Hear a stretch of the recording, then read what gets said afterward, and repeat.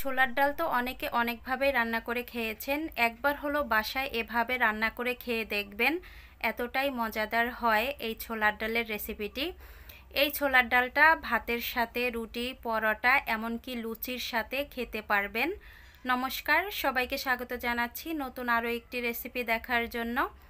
মূল রেসিপিতে চলে আসলাম। প্রথমে এই ডালটা আমি 1 ঘন্টার মতো ভিজিয়ে রেখেছিলাম। অবশ্যই ভিজিয়ে রাখবেন, তাহলে দেখবেন দ্রুত সেদ্ধ হয়ে যাবে। ছোলার ডালগুলো আমি ধুয়ে নিয়েছি। এখন প্রেসার কুকারের মধ্যে দিয়ে অল্প পরিমাণে একটু জল দিব। জলটা দেয়া হয়ে গেছে। এখন আমি ঢাকনা দিয়ে ঢেকে চলে যাব চুলায়। গ্যাসটা অন করে দিয়েছি। মাত্র একটা শীষ দিলেই নামিয়ে নিব। একটা শীষ দেওয়ার পরে আমি নামিয়ে নিয়েছি। যখন ভাপটা বের হয়ে গেছে, এখন আমি ডালটা একটু দেখাচ্ছি। একেবারে দেখতে দেখা যাচ্ছে আস্ত, কিন্তু গলে গেছে। কিন্তু এরকমই সেদ্ধ করলে বেশি ভালো হয় খেতে। আবারও চুলায় চলে আসলাম। ফ্রাই প্যানে দিয়ে দিলাম তেল।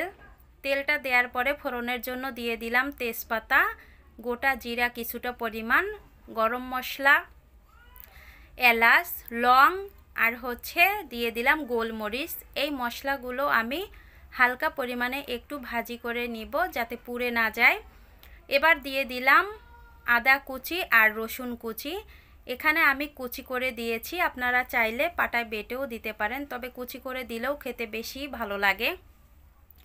এই মশলাটা একটু কষিয়ে নিয়েছি। এবার আমি এখানে দিয়ে দিলাম পেঁয়াজ কুচি। পেঁয়াজগুলো আমি ভাজি করে নিব। পেঁয়াজগুলো আমি 2 মিনিটের মতো ভাজি করে নিয়েছি। যখন কালারটা একটু পরিবর্তন হয়ে গেছে, এ পর্যায়ে আমি এখানে দিয়ে দিব একটা টমেটো আর কাঁচামরিচ। এগুলো আমি ছোট করে কেটে নিয়েছি। এবার এই মশলাগুলো আমি আরও 3 থেকে 4 মিনিট কষিয়ে নিব। কষিয়ে নেওয়া হয়ে গেছে। এখন আমি অল্প পরিমাণে একটু জল দিলাম। জল দেওয়ার পরে এখন আমি এখানে গুঁড়া মশলা দেব। এখানে আমি বেশি মশলা দিব না। দিয়ে দিলাম হলুদের গুঁড়া, মরিচের গুঁড়া, আর দিয়ে দিব আমি 1 চামচ ধনিয়ার গুঁড়া।